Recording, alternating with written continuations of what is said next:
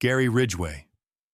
In 1987, detectives in King County, Washington, sat across from a quiet, unremarkable truck painter and asked him for a saliva sample. His name was Gary Ridgway, and he gave them what they wanted without argument, then drove home. That sample sat in an evidence locker for the next 14 years. During those 14 years, bodies kept turning up along Pacific Highway South. Investigators questioned other men and cleared them. Ridgway sat for 2 separate polygraph examinations and passed both. The forensic science of 1987 simply could not unlock what that swab had been holding the entire time. The science of 2001 could. For nearly 2 decades, the man the press had named the Green River Killer was the most prolific murderer in modern American history, and almost no one knew his name. The victims were, for the most part, young women who worked or drifted near the strip of motels and truck stops around SeaTac Airport. Many were sex workers. Many were runaways. Among them was 16-year-old Opal Mills. They had something in common that Ridgway understood and exploited, which was that when they disappeared, the disappearances often went unreported for weeks, sometimes longer. That invisibility was, in a sense, his accomplice. Between 1982 and 1998, Ridgway killed at a pace investigators still find difficult to absorb. He strangled his victims, and by his own later admission, he returned to the places where he had left them. When he finally confessed, he told detectives something that unsettled even the most experienced people in the room. He said he had killed so many women that he could no longer keep them straight in his own memory. He described his targeting of vulnerable women not as a compulsion he fought, but as something closer to a goal he pursued. He would be convicted of 49 murders and confess to more than 70. Put in plainer terms, one man, working in the shadows of a single county over 16 years, claimed more victims than most serial killers ever come close to. The investigation into the Green River killings became one of the largest in the history of American law enforcement. The task force ran for years, drowning in tips and suspects. At one point in 1984, Ted Bundy, then awaiting execution on Florida's death row, reached out to offer the investigators his own insight into how the killer might think. None of it cracked the case. What cracked it was patience and chemistry. In 2001, advances in DNA testing allowed the lab to match the 1987 saliva sample to genetic evidence recovered from the victims. There is a particular cruelty in how close investigators came, again and again, and missed him. Ridgway had been on their radar as a suspect as far back as 1982, the same year the killings began in earnest. He sat for those 2 polygraph tests and was read as truthful both times, which steered detectives away from him for years. He was a church-going, twice-divorced laborer who held down a steady job and raised no obvious alarms among the people who knew him. He was, in other words, exactly the sort of man a profiler might overlook, and he counted on it. On November 30th, 2001, Ridgway was arrested as he walked out of the Kenworth truck plant in Renton, where he had worked for years. Under a deal reached in June 2003, King County prosecuting attorney Norm Maleng agreed not to pursue the death penalty, on the condition that Ridgway confess in full and help locate the remains of the women still missing. Ridgway pleaded guilty in November 2003. That December, a judge sentenced him to 48 consecutive life sentences with no possibility of parole. A 49th would be added in 2011 after another victim was tied to him. Kathy Mills, the mother of Opal, sat through those proceedings and later said the hardest thing to watch was a man who showed no feeling and no remorse whatsoever. Dave Reichert, the first detective assigned to the case and later the county sheriff, described Ridgway as a pathological liar who at times seemed unable to tell his own truth from his own invention. Years afterward, prosecutor Lisa Mannion summed up the public's verdict in a single sentence, saying that Gary Ridgway was not deserving of anyone's sympathy. Today, Ridgway is held at the Washington State Penitentiary in Walla Walla under highly restrictive custody. As recently as September 2024, he was briefly transferred back to the King County Jail. Records unsealed the following March revealed the reason. Even after all this time, he was still being asked to help locate the remains of women who had never been found. In December 2025, a Seattle radio newsroom reported, citing several anonymous sources, that he had entered end-of-life care. The Washington Department of Corrections disputed that account directly, calling the claims inaccurate rumors. What is not disputed is that his victims are still being identified decades on. 2 of them were finally named in 2023 and 2024, returned to families who had waited the better part of a lifetime for an answer. Ridgway hid behind the most forgettable disguise imaginable, a middle-aged man in coveralls painting trucks. The next man on this list hid behind something far more reassuring, a church pew, a scout troop, and a city badge. Dennis Rader. For roughly 30 years, the man who called himself BTK believed he was smarter than everyone hunting him. He had gone quiet for more than a decade, long enough that the city of Wichita, Kansas, had started to breathe again. Then, in 2004, he made the decision that would undo him. He began contacting the police again, taunting them, sending packages. In one message, he asked them a simple technical question. If he were to send the police a floppy disk, could it be traced back to him? Through a newspaper advertisement, the police assured him that it could not. They were lying.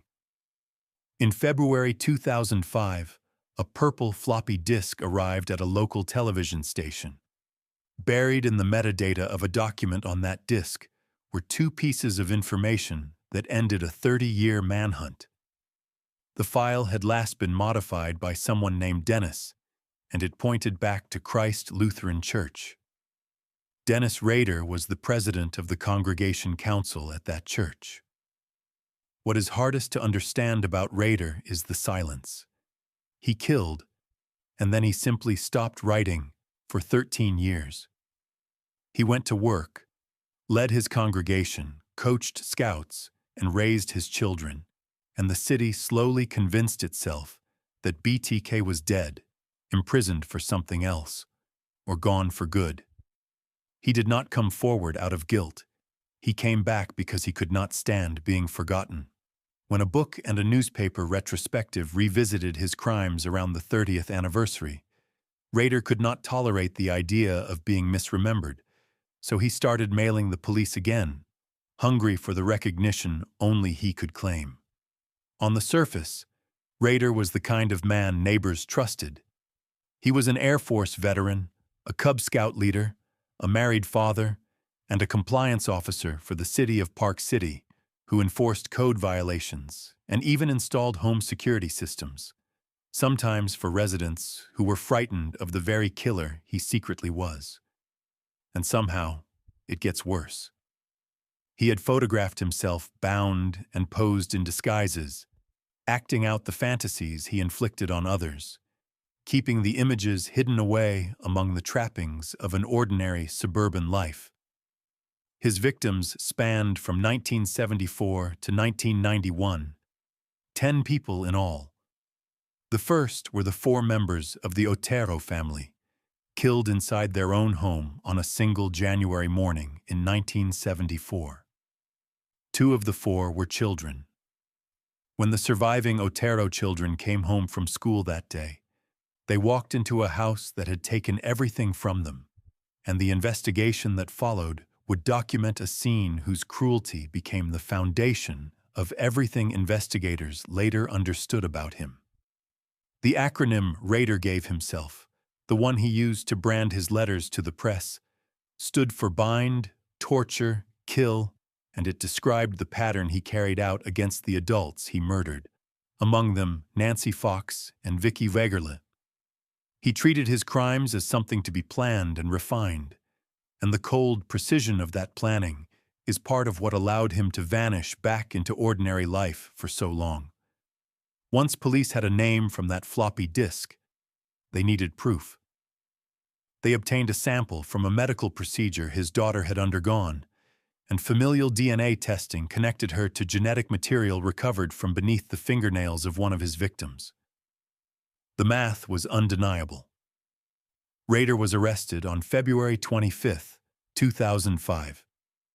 When officers stopped him, one asked whether he understood why he was being taken downtown. Rader replied that he had his suspicions.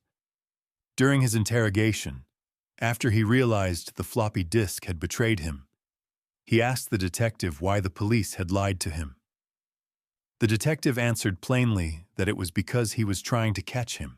At the press conference that followed, the Wichita police chief, Norman Williams, delivered the line the city had waited 3 decades to hear, announcing that BTK had been arrested. Rader pleaded guilty on June 27, 2005. In a flat, methodical courtroom statement, he walked through the killings as if reciting a work history, even referring to the murders as projects. The performance was so long and so self-absorbed that one legal analyst covering the trial compared his rambling remarks to an awards show acceptance speech, a man basking in his moment in front of the cameras. Kansas had no death penalty when his crimes were committed, so on August 18, 2005, he was sentenced to 10 consecutive life terms, with a minimum of 175 years before any chance of parole. At one point, he told investigators that he knew his victims had been human beings, and that he understood he was a monster. He is held today at the El Dorado Correctional Facility in Kansas, in long-term solitary confinement. The story did not end with his cell door. In 2025, his daughter, Carrie Rawson, who had no idea what her father was until the day of his arrest, released a documentary confronting the man and the family he left behind. Rader needed rope and time and a carefully built double life. The man who comes next needed only a syringe, a hospital shift, and a system that kept looking the other way. Charles Cullen. Over the span of 16 years, across at least 9 hospitals and nursing homes in New Jersey and Pennsylvania, Charles Cullen did the single thing a nurse is never supposed to do. He killed the patients he was trusted to care for. And the system that should have stopped him did something almost as disturbing as the crimes themselves. It kept passing him along. Suspicions followed Cullen from facility to facility, but again and again, administrators chose the quiet of a clean reference over the risk of a lawsuit. By the time someone finally said it out loud, he had pleaded guilty to 29 murders. Researchers who studied his career later suggested the true number could be as high as 400. That is not a typo. Most of those deaths can never be confirmed because the records simply do not exist. But if the higher estimate is even close, Charles Cullen may be the most prolific killer the United States has ever produced. His method was medicine turned against the people it was meant to save. He used lethal doses of drugs, primarily the heart medication digoxin and insulin, often by quietly contaminating bags of intravenous fluid that hung beside sleeping patients. He learned to manipulate the automated dispensing cabinets that tracked hospital medications, ordering drugs and then canceling the orders to cover his trail.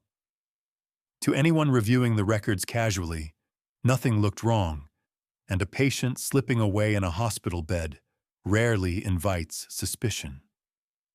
That was the horror of it. He worked inside the one place where death is expected, where grieving families are told these things sometimes happen, and he hid his murders inside the ordinary arithmetic of a hospital ward. The press eventually fixed a nickname to him, the angel of death, but the title gave him more dignity than he deserved. An angel of mercy ends suffering. Cullen ended lives that were not in danger, including patients who were getting better and expected to go home. He told an interviewer years later that he believed he was ending suffering, that he thought the patients were no longer in pain, and that, in a sense, he was helping them. The problem with that explanation is that it did not match the facts. Several of his victims were not dying at all.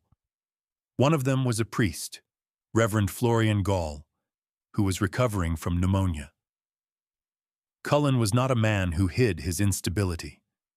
By his own account, he had attempted suicide roughly 20 times across his life.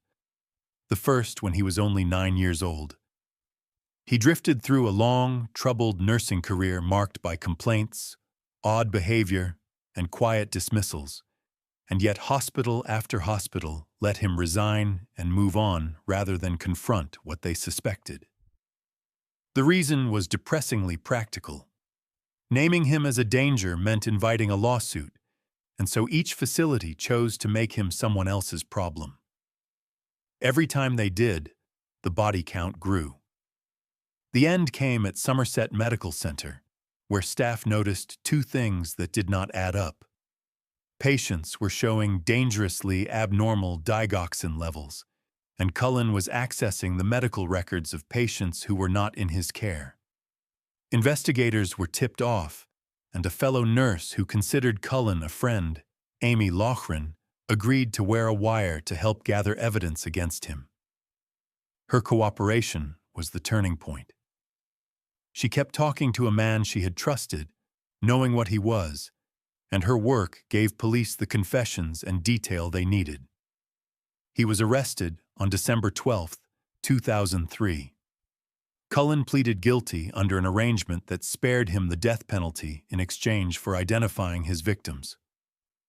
On March 2, 2006, a New Jersey judge named Paul Armstrong sentenced him to 11 consecutive life terms, a total that would eventually climb to 18 across multiple jurisdictions.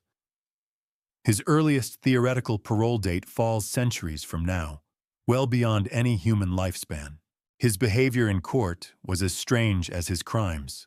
At one Pennsylvania sentencing, he refused to let the proceedings go forward, repeating the same demand at the judge over and over, insisting that the judge step down hundreds of times in a flat monotone, until officers were finally forced to gag him so the hearing could continue. The families he had shattered were given the chance to speak, and they did not hold back. The granddaughter of one victim, Deborah Yetter Medina, told him she wanted him to die so that he could face God and learn there was no escape waiting for him on the other side. The New Jersey Attorney General at the time, Peter Harvey, framed Cullen's future bluntly, saying he was going to die in prison one way or another. Cullen is held today at New Jersey State Prison in Trenton. His case left a mark on the law itself. New Jersey passed legislation designed to protect hospitals that report suspicious employees, so that the next Charles Cullen could not simply move down the road to the next unsuspecting facility. In 2006, in a final act that struck many as another performance, Cullen donated one of his kidneys to a stranger, even as the families of the people he had murdered were still burying their dead. Cullen's weapon was the medicine cabinet, and his shield was institutional silence. Our fourth case wore an actual police badge while he hunted, and it would take a website built for genealogy hobbyists to finally put a name to him. Joseph DeAngelo. For more than 40 years, California was terrorized by three different criminals. There was the Visalia ransacker, who broke into homes. There was the East Area rapist, who attacked victims in their bedrooms. And there was the original Night Stalker, who murdered.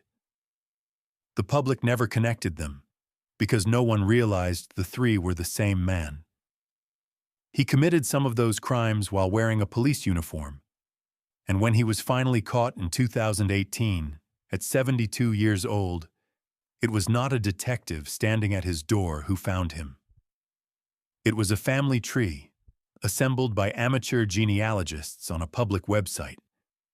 His name was Joseph DeAngelo, and he had been a sworn police officer, working for the Exeter and Auburn departments in the 1970s.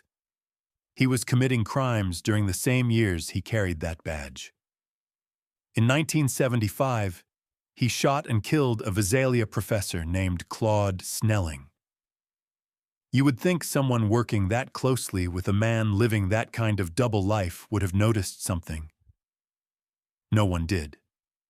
DeAngelo eventually pleaded guilty to 13 murders and 13 kidnappings and admitted to roughly 50 rapes and more than 120 burglaries. The vast majority of those crimes could never be formally charged because the statutes of limitations had long since expired. The scale of what he had done across the state, over more than a decade, was almost beyond comprehension. And yet for 40 years, his identity was a complete blank. What finally exposed him was a genuine first in the history of criminal investigation. Detectives took DNA recovered from the crime scenes and uploaded it to a genealogy database that ordinary people used to find distant relatives. From there, they built out a sprawling family tree of more than 1,000 names, then narrowed it down using age, geography, and old case details until they were left with one man. To confirm it, they collected DNA he had discarded in the trash. The match was exact. This was the case that introduced the world to investigative genetic genealogy, a technique that has since solved dozens of cold cases that had sat untouched for generations. The span of his crimes is part of what makes the case so staggering. He began as a burglar in the mid-1970s, escalated into a serial rapist who attacked victims in their homes across a wide stretch of the state, and then escalated again into a killer. Prosecutors would later note that the warning signs went back even further, describing a young man who had been breaking into houses and harming animals long before any of the crimes that made him infamous. For decades, each phase of his life was investigated as a separate phantom by separate jurisdictions, none of them realizing they were all chasing the same retired police officer, quietly mowing his lawn in a Sacramento suburb. DeAngelo was arrested in April 2018 in Citrus Heights. A 72-year-old retiree whose neighbors knew him as a cranky old man who tinkered in his yard. He pleaded guilty on June 29, 2020, and on August 21, 2020, he was sentenced to multiple consecutive life terms without the possibility of parole. The sentencing stretched across days, deliberately, so that survivor after survivor could stand a few feet from him and say what he had taken from them. DeAngelo sat through all of it in a wheelchair, appearing fragile and barely responsive, though jail footage reportedly showed a man who could move just fine when he thought no one was watching. When it was finally his turn, he spoke only briefly, saying that he had heard every one of them and that he was truly sorry to everyone he had hurt. After more than 4 decades and dozens of shattered lives, that was the entirety of it. The prosecutor, District Attorney Anne-Marie Schubert, was unmoved, describing him as a man with no compassion, no empathy, and no remorse, a sociopath in action. The judge, Michael Bowman, said DeAngelo should die in prison and that he deserved no mercy. There was one more detail that made the courtroom go cold. Survivors recalled that during his attacks, DeAngelo had sometimes cried out a woman's name, the name of an ex-fiancée from his younger years, a relationship that had ended badly long before the violence began. She attended his sentencing decades later, not in his support, but in support of the people he had harmed, sitting among the victims of a man who had once apparently been unable to let her go. Today, DeAngelo is held at California State Prison in Corcoran in a protective housing unit, where he has been assigned a prison job. The case became the subject of a best-selling book by the late writer Michelle McNamara, who spent years obsessively chasing the man she had nicknamed in print, convinced he could be found. She died before he was caught, and her book was finished and published by others, but her work is widely credited with keeping public pressure on a case that the system had nearly given up on. When D'Angelo was finally arrested, it was hard not to think of her, and of how close she had come to seeing it. It took cutting-edge genetic science to finally name D'Angelo after 4 decades. The man who became New York's most prolific killer was undone by something far more ordinary, a missing license plate. Joel Rifkin. A little after 3 in the morning on June 28, 1993, 2 New York State troopers tried to pull over a pickup truck on a parkway on Long Island. The reason was almost laughably minor. The truck had no rear license plate. Instead of stopping, the driver hit the gas. The chase ended when he lost control and crashed into a utility pole. When the troopers approached the wrecked vehicle, they realized they had stumbled into something far darker than a missing plate. There was a body in the truck. The driver was Joel Rifkin, a 34-year-old who lived with his mother and worked as a landscaper. He was unremarkable in nearly every way. The kind of man who blended into the background of suburban Long Island. The body in his truck belonged to 22-year-old Tiffany Bresciani, a young woman who had come to New York with dreams of dancing and acting before her life narrowed to the streets where Rifkin found his victims. She was the last. The chase, the missing plate, the crash into the pole, all of it stopped him only because of a small administrative detail no one could have planned. Had the troopers waved that truck along, he might have gone on for years. Once he was in custody, Rifkin did not put up much of a fight. He confessed, and the number he gave investigators was staggering.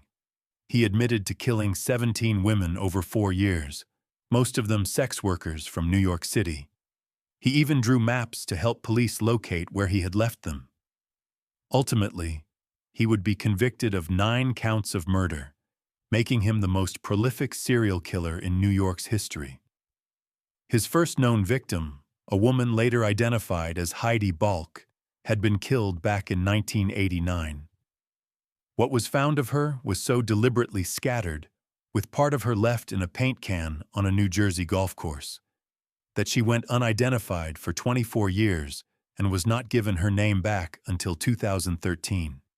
Rifkin ran his landscaping business during the day and used job sites and the routines of ordinary work to conceal what he had done at night. To the people who hired him, he was just a slightly awkward man who cut lawns. What allowed Rifkin to go on for 4 full years is a pattern that runs through almost every case on this list. He chose victims that society had already decided not to look for. They were sex workers, women living on the margins, women whose absences set off no alarms and made no headlines. Months could pass before anyone even realized they were gone, and by then there was no trail left to follow. It was not brilliance that kept Rifkin free. It was indifference, the same indifference that let so many of these men operate in plain sight. And it is the reason the count climbed as high as it did before a missing license plate finally ended it. Investigators and writers who spoke with Rifkin over the years came away with the same impression, which was that he could not really explain himself. In a later interview, he described the compulsion to keep killing as something he was unable to stop, comparing it to an addiction, like a habit he could not break. The author M. William Phelps, who interviewed him, said afterward that Rifkin simply could not articulate why he felt the way he did. Rifkin was convicted in 1994. He had rejected an earlier plea offer that would have given him 46 years to life, gambling on trial instead. It did not pay off. He was found guilty of 9 counts of second-degree murder, along with reckless endangerment, and was sentenced to 203 years to life in prison. He will never be released. There is one detail about the Rifkin case that captures just how strange the public reaction to true crime can be. While he was sitting in a cell awaiting trial, his name became the basis for an episode of a hit television sitcom, used as a punchline in a storyline about a character with an unfortunate name. And no, I am not making that up. The killing of 9 women had, for a moment, been turned into a joke about a name. For a time, investigators wondered whether Rifkin might be connected to the unsolved Gilgo Beach killings on Long Island, given the overlap in victims and geography, and his name resurfaced in the press again decades later, as that case finally moved toward an arrest of a different man. Rifkin was eventually ruled out. He remains where he has been for 30 years. Today, Joel Rifkin is held at the Clinton Correctional Facility in Dannemora, New York, where prison officials have kept him separated from the general population after repeated conflicts with other inmates. The landscaper who blended into the suburbs will not leave prison alive. If you're enjoying these cases, take a second to subscribe. It genuinely helps the channel grow. Todd Kohlhepp. In the first week of November 2016, sheriff's deputies in Spartanburg County, South Carolina, were following the cell phone signal of a missing woman onto a 95-acre property near the town of Woodruff. The woman, Kayla Brown, had vanished 2 months earlier alongside her boyfriend, and every lead had gone cold. As the deputies searched the land, they heard a sound they would never forget. A steady banging of metal against metal coming from inside a locked shipping container. They forced it open. Kayla Brown was inside, alive, chained by the neck, after 60 days of captivity. And the man who had put her there was not a drifter or a stranger passing through. He was one of the most successful real estate brokers in the county. On paper, Todd Kohlhepp looked like a portrait of suburban achievement. He held 2 college degrees, ran a thriving brokerage, and had a measured IQ of 118. He was also, quietly, a registered sex offender. As a teenager back in 1987, he had kidnapped and assaulted a 14-year-old in Arizona, a case serious enough that the judge who handled it described the young Kohlhepp as behaviorally and emotionally dangerous. He served his sentence, relocated to South Carolina, and rebuilt himself into a respectable businessman. The clients who bought and sold houses through him had no idea what lay underneath. The discovery of Kayla Brown pulled a thread that unraveled 13 years of hidden violence. On the same property where she had been held, investigators found the body of her boyfriend, Charles David Carver. As they began to question Kohlhepp, the true scope of what he had done came into focus, and it reached back more than a decade. In 2003, 4 people had been shot to death inside a motorcycle shop called Superbike Motorsports in the small community of Chesney. The victims were the shop's owner, Scott Ponder, his mother, Beverly Guy, the service manager, Brian Lucas, and a mechanic named Chris Sherbert. For 13 years, that quadruple killing had been one of the most haunting unsolved cases in the region. Investigators could find no motive, no suspect, and no reason a motorcycle dealership would be targeted so methodically. The case had gone completely cold. For more than a decade, the families of those 4 victims lived without answers. They watched the investigation stall, watched the leads dry up, and slowly came to accept that they might never know who had walked into that shop, or why. The man responsible was living a few towns over the entire time, selling houses, shaking hands, and building his reputation. He had taken 4 lives in a single afternoon, reportedly over a grudge about how he felt he had been treated there, and then he had simply gone back to work. two more victims, a young married couple named Johnny Coxey and Megan McCraw Coxey, were also found buried on his land. When Kohlhepp's own mother later asked him how many people he had killed, he reportedly told her she did not have enough fingers to count them all. Said more plainly, a trusted local businessman had taken 7 lives over the course of 13 years, and not one person who knew him had ever suspected a thing. Kyla Brown's rescue was the only reason any of it ever came to light. On May 26, 2017, Kohlhepp pleaded guilty to 7 counts of murder, 2 kidnappings, and criminal sexual conduct. He was sentenced to 7 consecutive life terms, plus an additional 60 years. The lead prosecutor, Solicitor Barry Barnett, said there was no doubt this had been a death penalty case, but he explained that dragging the families through years of appeals would have been its own kind of cruelty, and that a guaranteed life sentence spared them that. Part of the calculation was almost bureaucratic, since the state's supply of lethal injection drugs had expired. Kyla Brown, who had lived through 2 months no person should ever have to endure, supported the plea, pointing out with quiet clarity that he was the killer, not her. Even behind bars, Kohlhepp tried to hold on to a kind of celebrity. He began selling autographed crime memorabilia to collectors, turning his own murders into merchandise for sale. In October 2025, after a local television station, Fox Carolina, exposed what he was doing, the South Carolina prison system moved him into indefinite supermax confinement, stripped of visitors, phone, and tablet, and locked down 23 hours a day. Kyla Brown was eventually awarded more than $6 million from his estate by a county court. It was a fraction of what she had originally sought, but it stood as a permanent legal record of everything he had taken from her. Kohlhepp spent years building a respectable life to disappear behind. The killer who comes next wanted the opposite of obscurity.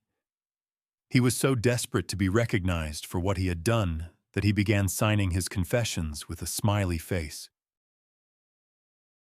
Keith Jesperson. There is a detail at the center of the Keith Jesperson story that sets him apart from almost every other killer on this list. After he committed his first murder, the police arrested 2 other people for it, a woman and her boyfriend, and a court actually convicted them. The real killer, a long-haul trucker hauling freight across the western states, sat back and watched 2 innocent people go to prison for something he had done with his own hands. And it made him angry, not out of guilt, but because someone else was getting the credit for his work. So he began writing letters to newspapers and to the police, confessing in detail, and he signed each one with a crude little smiley face. That smiley face gave him his name. The press began calling him the Happy Face Killer. His victims were women, 8 of them confirmed, killed between 1990 and 1995, as he drove his routes across California, Oregon, Washington, Wyoming, Nebraska, and Florida. A long-haul trucker is, in a grim sense, almost the perfect predator. He is always moving, always crossing state and county lines, never in one place long enough for the local police to connect one body to the next. Jesperson used that constant motion to his advantage for years, leaving victims in one jurisdiction while he was already hundreds of miles away in another. But the case that defined him was the very first one. In 1990, a woman named Townja Bennett was murdered near Portland, Oregon. A local woman named Laverne Pavlinac, trapped in an abusive relationship, told police that she and her boyfriend, John Sosnovsky, had done it. Her confession was false. She later explained that she had partly invented the story as a desperate way to escape her own relationship, never imagining how far it would go. It was enough to convict them both, and the 2 of them were sent to prison for a murder Jesperson had committed. This is the part that genuinely sets Jesperson apart from the others. He was not trying to get away with it. He wanted everyone to know it had been him. So when his anonymous, smiley-signed confessions failed to draw enough attention, he kept escalating. He scrawled a message on the wall of a truck stop bathroom, admitting to the killings and adding that yes, he was sick, but that he enjoyed himself too, finishing it off with that same smiley face. He wrote to a major newspaper. Slowly, the authorities began to realize that the two people they had locked up might be innocent. And in 1995, Pavlinak and Sosnovsky were finally freed. An innocent woman had spent years behind bars, and the only reason she ever got out was that the real killer could not bear being overlooked. Jesperson's downfall came when he turned on someone close to him. In March of 1995, he murdered his own girlfriend, Julie Winningham, near Washougal, Washington. Unlike the strangers along his trucking routes, she was a woman with people who knew exactly who she had last been seen with, and suspicion fell on him almost immediately. He attempted to take his own life twice, then turned himself in. He confessed fully, and to prove he was telling the truth, he led investigators to the location of his first victim's purse, something only the killer could possibly have known. In a letter to his brother, Jesperson laid it all out without flinching, writing that he was sorry he had turned out this way, that he had been a killer for 5 years, and that he had taken 8 lives. He pleaded guilty and was given 3 consecutive life sentences at the Oregon State Penitentiary, with a 4th life term added after a separate conviction in Riverside County, California, in 2010. He will not even be eligible to ask for parole until the year 2063. Julie Winningham's son, Don Findlay, spoke for many of the families when he said that Jesperson was plainly guilty, showed no remorse at all, and in his view deserved the death penalty. Today, Jesperson sits in the Oregon State Penitentiary, where he paints and writes constantly, still feeding the same hunger for attention that helped put him there. As recently as 2023, one of his previously unidentified victims, a woman named Suzanne Kellenberg, was finally identified through genetic genealogy. His daughter, Melissa Moore, grew up to become a true crime author, building a career out of trying to understand the father she barely knew. And in a strange footnote that quietly links these cases together, Jesperson has reportedly corresponded from his cell with the man now charged in the Gilgo Beach killings. Jesperson killed for recognition and got far more of it than he ever deserved. The man we turn to next is almost his perfect inverse. He may have murdered more than a dozen people, and yet, outside of one city in Missouri, almost no one has ever heard his name. Lorenzo Gilliard. Between 1977 and 1993, the bodies of women began appearing in the quiet, secluded corners of Kansas City, Missouri, in alleyways and vacant lots, and along the forgotten edges of the city. Most of the victims were sex workers. Many of them were found without their shoes. For years, no one linked the deaths to a single person, and even after investigators finally did, the case drew almost none of the national attention that crimes on this scale usually command.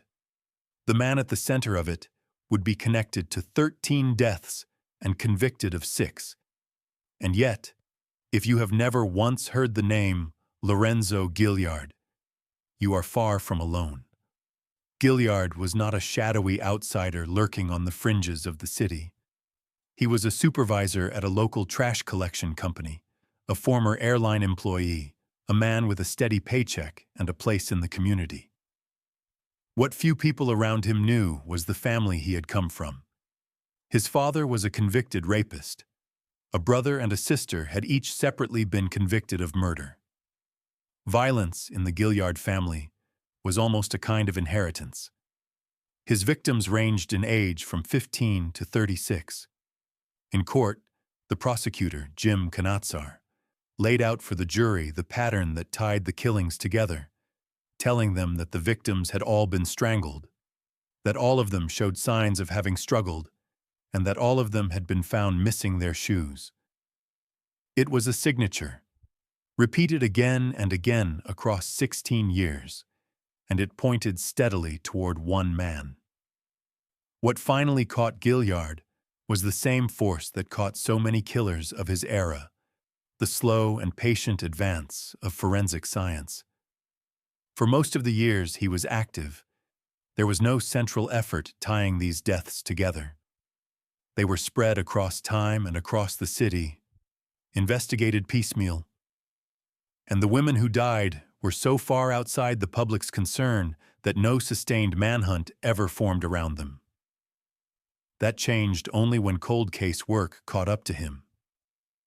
Using a federal grant aimed specifically at unsolved cases, a crime lab compared a blood sample that had been taken from Gilliard back in 1987 against the DNA recovered from the victims. It matched. On April 18, 2004, decades after the first of the killings, Lorenzo Gilliard was finally arrested. His ordinary job had been part of his cover. As a supervisor for a trash collection company, he had reason to be out and moving through the city at odd hours, blending into the routine of a place that paid him no attention. He was hiding in plain sight, the same trick used by nearly every man on this list. And in a city already inclined to overlook his victims, it worked for the better part of 2 decades. The case then took an unusual turn. Prosecutors agreed to drop their pursuit of the death penalty in exchange for Gilliard giving up his right to a jury, leaving his fate entirely in the hands of a single judge. On March 16, 2007, Judge John O'Malley found him guilty of 6 counts of murder, acquitting him on one further charge where the evidence was thinner. The following month, the judge sentenced him to life in prison with no possibility of parole. From the bench, O'Malley said that Gilliard had forfeited any right to live among the rest of society, and that this was the only real comfort the law was able to offer. He added that the women Gilliard killed might one day have turned their lives around, except that he had stolen that chance from every single one of them. The families carried wounds that never closed. The sister of one victim, Catherine Barry, described how the murder had reshaped her own life, saying that she had become afraid of everything, while her sister had been the fearless one of the two, and that Gilliard had taken that fearlessness out of the world for good. When the judge asked Gilliard whether he had anything to say for himself, he answered only that no matter what he said, it would not make any difference. To this day, Gilliard has maintained his innocence, even sitting for a prison interview in which he flatly denied everything. He remains in the Missouri prison system, serving a life sentence that will end only when he does, and he is now in his 70s. And here is the part of his story that should sit uncomfortably with anyone who follows these cases. By sheer body count, Lorenzo Gilliard ranks among the more prolific serial killers in American history, and yet he is almost completely unknown. His victims were poor. Most of them were sex workers. They were, in the cold arithmetic of the news cycle, not the kind of victims who generated headlines, and so the country looked the other way while a man went on killing for 16 years. Gilliard killed in the shadows and was allowed to stay there, ignored by a nation that barely noticed he existed. The killer we come to now lived in a different world entirely. For one long, terrifying summer, he was the most famous man in America, and an entire city was afraid to step outside after dark. David Berkowitz. For a little over a year, in 1976 and 1977, New York City was held hostage by a man no one could name. He moved through the outer boroughs at night, walking up to young people sitting in parked cars and opening fire, seemingly at random, with a heavy revolver. He sent taunting letters to the newspapers and to the police, calling himself the Son of Sam. Women cut and dyed their hair to avoid matching his apparent preferences. Couples stopped sitting in parked cars, and a city of 8 million people quietly changed the way it lived after sundown. And in the end, the man who had terrorized all of them was brought down by something almost absurdly small: a parking ticket. The man behind the panic was David Berkowitz, a heavy-set postal worker who lived alone in an apartment up in Yonkers, just north of the city. To the people around him, he was unremarkable nearly to the point of invisibility, a quiet and awkward loner. But beneath that surface, Berkowitz was carrying a private world of delusion and rage. Over the course of his attacks, he killed 6 people and wounded at least 7 others, frequently targeting young couples. Using a .44 caliber revolver that gave the case one of its earliest names, the .44 caliber killer. What made the Son of Sam case so uniquely terrifying was not only the shootings, but the letters. Berkowitz taunted the city in writing, and the press gave enormous coverage to every line. What the public did not know at the time was how long his compulsions had been building. Before the shootings, Berkowitz had been a prolific and secret arsonist, reportedly setting hundreds of fires across the city and keeping a meticulous diary of each one. The violence had been escalating in private for years before it ever spilled into those parked cars. He offered a bizarre justification for the killings, claiming that a demon had spoken to him through a black Labrador retriever owned by a neighbor named Sam, and that the dog had commanded him to kill. Put simply, he told the world that a neighbor's dog had ordered the murders. He would later admit that the demonic dog story was largely a hoax, though at various other points he claimed to have been involved with a satanic cult, leaving investigators to sort the genuine delusion from the performance. The break in the case had nothing to do with profiling or detective brilliance. Near the scene of the final shooting in Brooklyn, a woman named Cecilia Davis had noticed a man lingering near a car that was being written up for a parking violation. When investigators later went back and cross-referenced the parking summonses issued in that area on the night of the attack, one of them traced to a vehicle registered to David Berkowitz, up in Yonkers. On August 10, 1977, police arrested him outside his apartment building. He reportedly greeted them almost calmly, as though a weight had finally been lifted from him, telling them that they had got him at last. Berkowitz pleaded guilty. On June 12, 1978, he was sentenced to 6 consecutive terms of 25 years to life, the harshest punishment available at the time. The proceedings were briefly thrown into chaos when Berkowitz disrupted the courtroom, shouting that he would kill them all over again, a moment that captured just how little remorse he carried in those early years. When the arrest had first been announced, New York's mayor, Abe Beame, told the exhausted and frightened city that its people could finally rest easy. One of Berkowitz's surviving victims, Robert Violante, who lost an eye in his attack, later said that no matter what Berkowitz chose to claim, he knew full well that he deserved exactly where he had ended up. The case left a permanent mark on American law. So many people tried to profit from books and interviews about the killings that New York passed, what became known as the Son of Sam law, written to stop convicted criminals from cashing in on the notoriety of their crimes, a statute later copied in various forms across the country. Berkowitz himself underwent a transformation behind bars. He nearly died in 1987 when another inmate slashed his throat badly enough to require more than 50 stitches. In the years that followed, he became a devout evangelical Christian, began calling himself the Son of Hope, and stopped fighting his imprisonment altogether. In a letter to the governor in 2002, he wrote that he believed he deserved to spend the rest of his life in prison and that he had accepted his punishment. He has been denied parole more than a dozen times, most recently after a hearing in 2024, and he remains held at the Shawangunk Correctional Facility in upstate New York. Berkowitz desperately wanted the world to know his name, and the world gave him exactly that. Our final case is his mirror image in almost every way. He killed more people than nearly anyone else on this list, and yet, even now, hardly anyone knows that he ever existed. Ronald Dominique.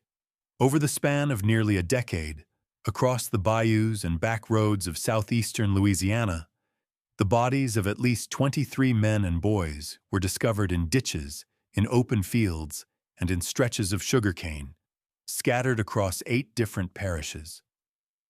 The FBI would later describe it as one of the most significant serial murder cases in the entire country, both for the sheer number of victims and for how long it had been allowed to continue. And yet the man responsible was so overlooked, so invisible to the world around him, that when investigators finally caught up with him, he was living in a homeless shelter. His name was Ronald Dominique. For years, Dominique moved through the margins of Louisiana life almost without a trace. He had no power, no status, and no real place in the world around him. What he had instead was a method and a population of victims that society had already turned its back on. His targets were overwhelmingly men and boys who were poor, frequently black, often homeless or living on the streets, the kind of people whose disappearances rarely set off any search at all. The press would eventually come to call him the Bayou Strangler. His approach was a single lie, repeated over and over. He would lure his victims with offers of money or the promise of an encounter with a woman, anything to get them to come somewhere private with him willingly. Investigators later learned that those who grew wary and backed out, he let go unharmed. The ones who trusted him did not come back. For years this went on, parish after parish, victim after victim, and almost no one connected the cases. You would think someone would have raised an alarm about that many missing and murdered men. Almost no one did. What finally stopped him was a survivor. A man named Ricky Wallace, who was out on parole, went to the police and told them that Dominique had tried to lure him in with the same promise, and that he had managed to get away before it was too late. Acting on that account, investigators brought Dominique in for questioning and obtained a blood sample from him. His DNA matched evidence recovered from 2 of the victims, Oliver LeBancs and Manuel Reed. On December 1, 2006, Ronald Dominique was arrested at the homeless shelter where he had been staying. What followed was almost surreal. Dominique cooperated, and over the course of a single long day, he took detectives on a sprawling drive across the Louisiana countryside, calmly pointing out roughly 23 locations where he had left his victims. In all, he confessed to 23 murders. The scale of it stunned even seasoned investigators. An FBI official involved in the case said that the Bureau's profilers had come to regard it as the most significant active serial killer case in the country at the time, measured by the number of victims and the years it had spanned. And yet for almost the entire run of those years, Dominique had operated in near total silence. A man so far beneath the notice of the world that he could kill again and again without anyone in authority sounding an alarm. He himself offered shifting, self-serving explanations after his arrest, at various points suggesting that earlier wrongs done to him had set him on this path. Investigators put little stock in any of it. To avoid the death penalty, Dominique pleaded guilty in Terrebonne Parish to 8 counts of first-degree murder. On September 23, 2008, he was sentenced to 8 consecutive life terms with no possibility of parole, with still more life sentences handed down in other parishes. One detective who spent time with him described Dominique as oddly braggadocious about what he had done. Another investigator offered a chilling read on the man's motive, noting that while Dominique insisted he had killed only to avoid being caught, The investigator believed the truth was simpler, that somewhere along the way he had discovered he liked it. In court, the brother of one victim looked directly at him and said he hoped that hell would find him fast. The local sheriff, Jerry Larpenter, captured the heart of the case in a single observation. Out in the world, he said, Dominique was nothing, a nobody who drifted through life completely unseen. But with his victims, for the first and only time, he finally held power over another human being, and that, the sheriff believed, was what he had truly been chasing all along. Ronald Dominique is held today at the Louisiana State Penitentiary, the sprawling maximum security prison better known as Angola. He will die there, and the silence that surrounded his crimes has never fully lifted. Despite a body count that rivals or exceeds almost every other name on this list, Dominique received only a fraction of the coverage given to killers who took far fewer lives, a disparity widely attributed to the simple, ugly fact that his victims were marginalized men of color whom the wider world had already decided not to see. 10 killers, 10 cells, and not one of them will ever walk free again. Thanks for watching. Click here to see our next video.